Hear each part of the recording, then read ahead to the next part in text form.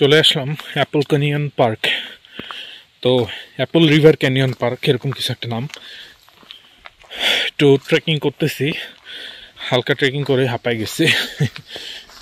দেখেন রোদ আসছে এখানে। এখন হচ্ছে জানুয়ারি মাস, জানুয়ারির 1 তারিখ, 2025 সালে জানুয়ারি মাসের 1 তারিখ। এখান থেকে ওই যে নদীতে দেখা যাচ্ছে ওটার নাম হচ্ছে অ্যাপল রিভার।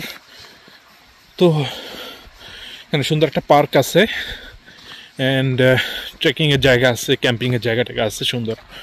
এটা খুব সম্ভবত সামারে আরও অনেক সুন্দর হয়ে যায়। তো আজকে টেম্পারেচার অনেক কম, ফারেনহাইটে বললে হচ্ছে 23-24 ডিগ্রি দেখছিলাম।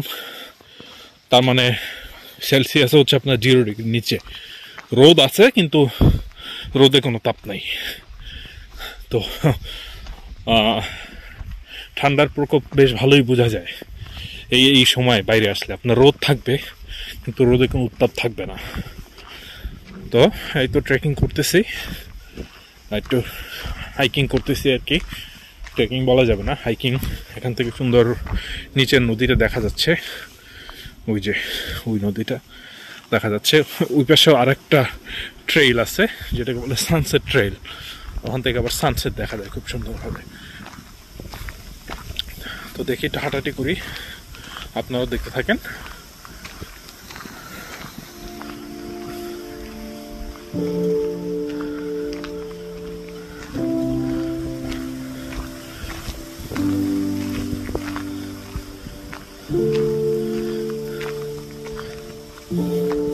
এখানে জায়গায় জায়গায় ক্যাম্পিং ক্যাম্প সাইট আছে। এখানে যেমন ওই যে ক্যাম্প সাইটের পাশে রান্না করার জন্য ফায়ার পিট, দেন হচ্ছে যে বসার জায়গা ইত্যাদি সবই আছে। এখানে রিক্রিয়েশন করার জন্য কোনো ইয়ার অভাব নাই আর কি।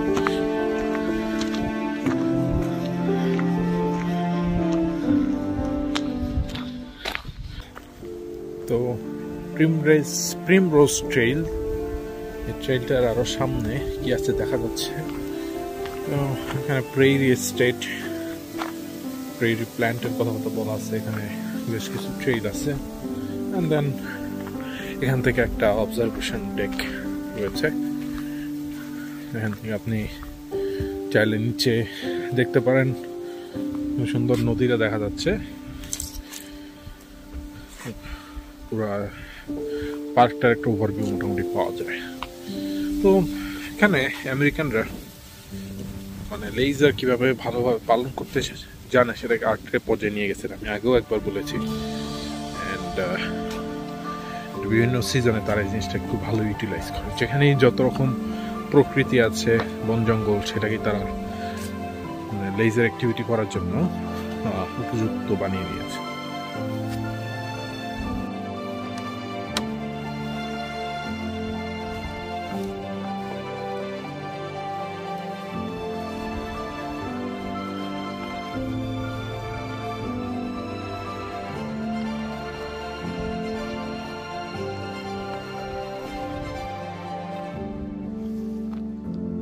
যাবো ওদিকে,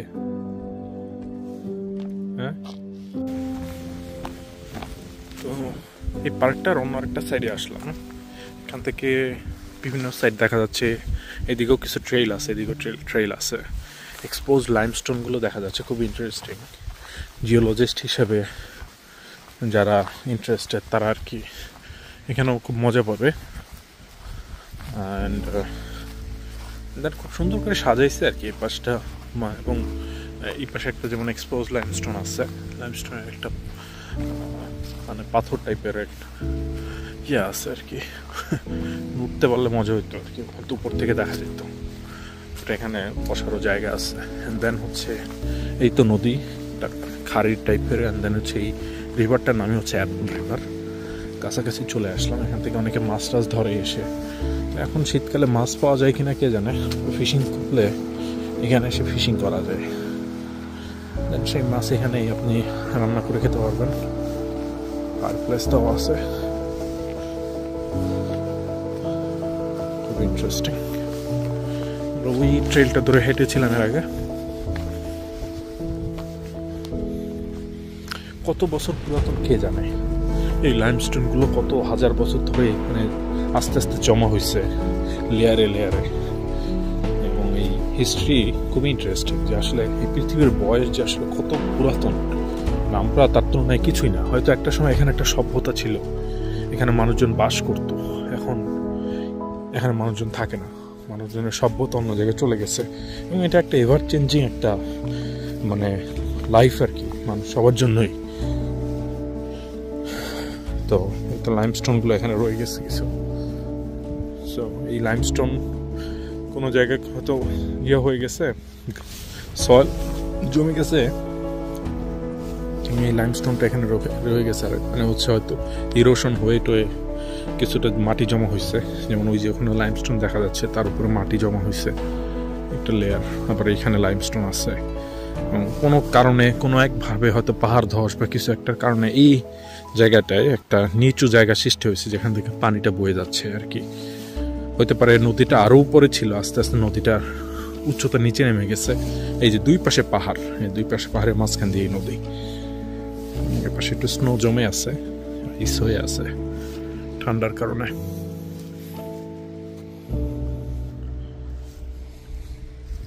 তো এই ছিল Apple river park, canyon park এর একটা শর্ট একটি ট্যুর। আপনারা যদি ইলিনয় বা উইসকনসিন অথবা আইওয়া যদি বলেন, আইওয়া থেকে এখান থেকে বেশি দূরে না, 1 ঘন্টা দূরে যদি থেকে থাকেন এলাকায় আসতে পারেন। এবং বিশেষ করে সামারে আসলে হয়তো আরও বেশি মজা পাবেন, ওয়েদারও ভালো থাকবে এবং চারপাশে সবুজ শ্যামল হয়ে যাবে আর কি, তখন এনজয় করতে পারবেন পরিবেশটা আরও বেশি।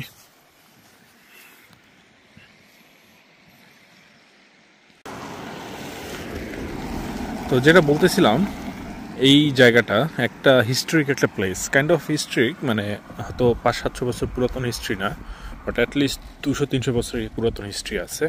তো এখানে দ্য টাউন দ্যাট ভ্যানিশ নামে এখানে বলা আছে যে হ্যাঁ, quiet bend in the river, a peaceful view of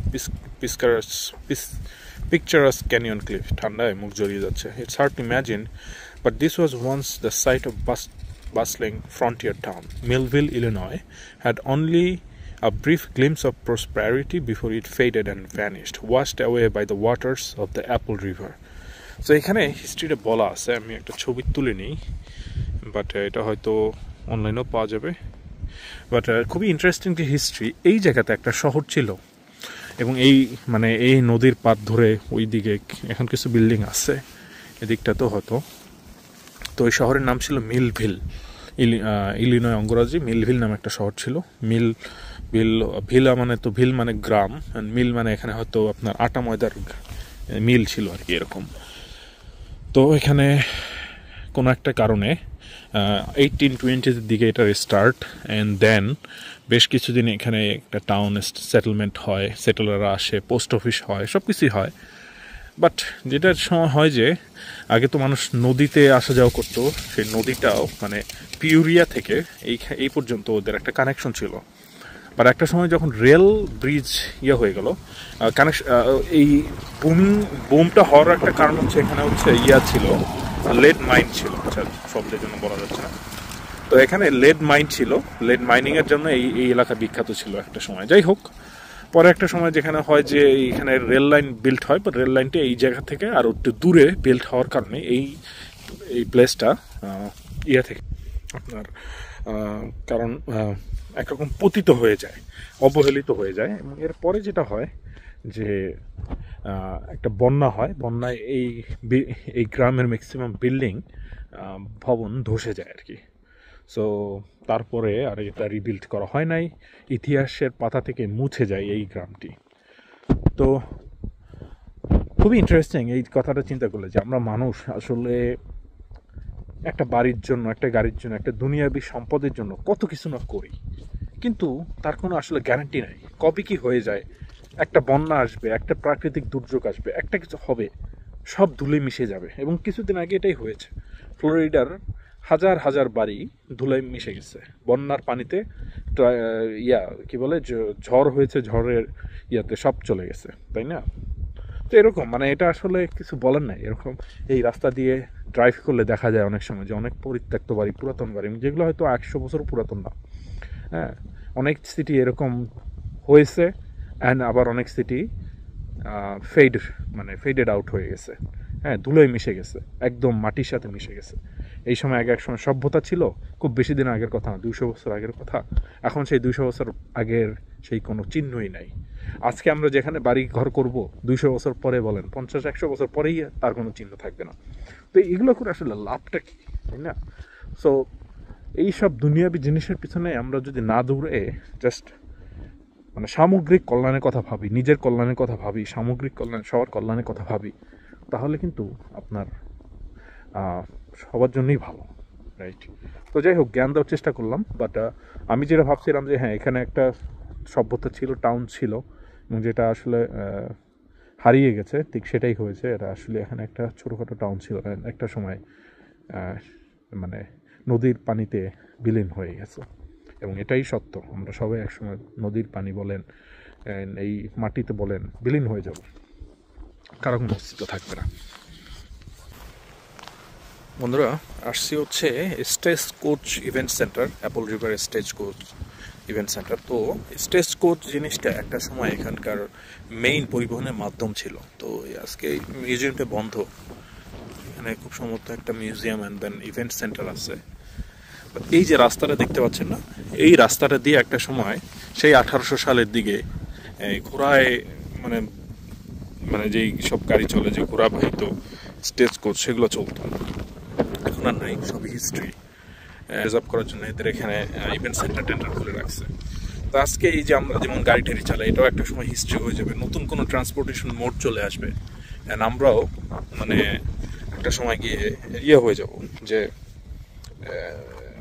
আমাদের কোনো কিছু আর ম্যাটার করবে না, ঠিক আছে? তখনকার সময় দুইটা স্টেজ কোচ কোম্পানি, এই ঘোড়ার গাড়ির যে কোম্পানি, এরা যুদ্ধে নামছিল, হ্যাঁ, বিডিং ওয়ারে নামছিল, জাস্ট কম্পিটিশনে করার জন্য। কোথায় হারিয়ে গেল সেই ঘোড়ার গাড়ি, কোথায় হারিয়ে গেল সেই দিনের সেই মানুষগুলো, কোথায় হারিয়ে গেল সেই সভ্যতা, কেউ আর বাকি নাই। ইতিহাসটা এই জন্যই ইন্টারেস্টিং যে একটা সময় সবাই হারিয়ে যাবে।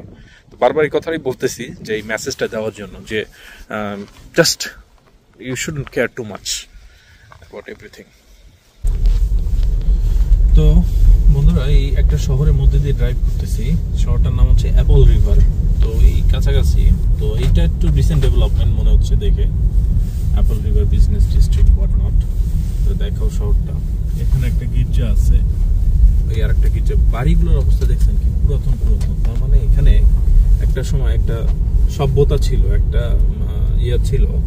হ্যাঁ, এই একটা গির্জা, চার্চ, বেশ কয়েকটা গির্জা, হচ্ছে ক্যাথলিক চার্চ, আর ওই পাশে ছিল একটা প্রোটেস্ট্যান্ট চার্চ খুব সম্ভবত। তো বাড়িগুলোর অবস্থা দেখেন, কি পুরাতন, ভাঙা চূড়া, এবং ম্যাক্সিমাম বাড়ি অনেকগুলো বাড়ি হচ্ছে ফর সেলে দিয়ে দিচ্ছে। একটা সময় হয়তো কোনো এক কারণে, আমার যতটুকু মনে হয় যে লেড মাইনিং ছিল একটা সময়, তখনকার সময় এখানে একটা সভ্যতা ছিল। এখন মোটামুটি এটা হয়ে গেছে, এখন আর মোটামুটি কিছু নাই, কোনো সভ্যতা আমি দেখি না। But there is no source of income. হয়তো এখানকার লোকজন আশেপাশে থাকে, অন্য কোনো জব টব করে, but other than that I don't see any source of income, no industry around here. Okay, এই জায়গাটা এই দেখে তো মনে হচ্ছে যে একটা পুরাতন একটা, এটাও মনে একটা চার্চ ছিল। দেখো, এই যে এটা একটা চার্চ ছিল, দেন এই চার্চটাও এখন হয়ে গেছে, ডিসম্যান্টল হয়ে গেছে। বেশ কয়েকটা চার্চ ছিল এখানে, কিছু বাড়ি টাড়ি ছিল, সব ডিসম্যান্টল হয়ে গেছে।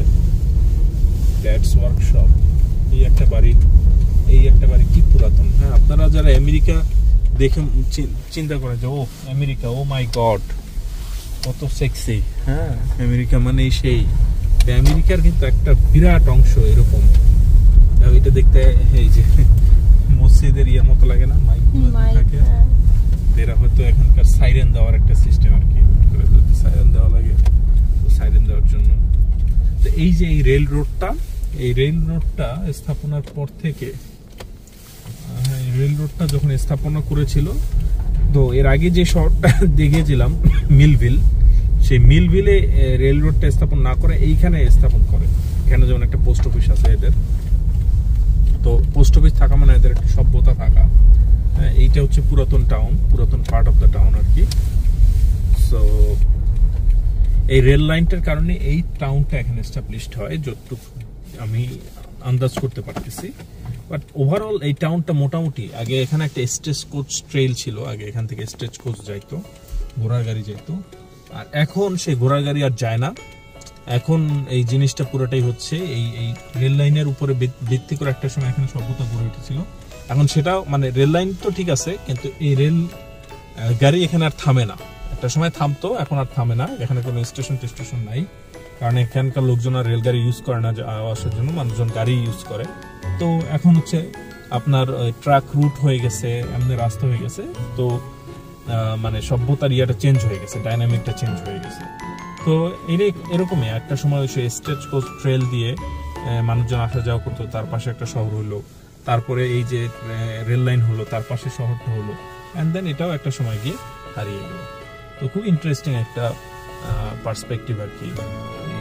এই পুরো এই ইলিনয় এইসব এলাকায়, মিডওয়েস্টে এইসব পুরাতন শহর দেখলে এরকমই মনে হবে, এরকমই দেখবেন অনেক পুরাতন এই শহরগুলো, যার কোনো আগামাথা নাই, কোনো একটা সময় স্থাপিত হয়েছিল, বাট এখন সব কিছু দিক থেকে এরকম করে এক একটা সভ্যতা হবে, এক একটা সভ্যতা হারিয়ে যাবে।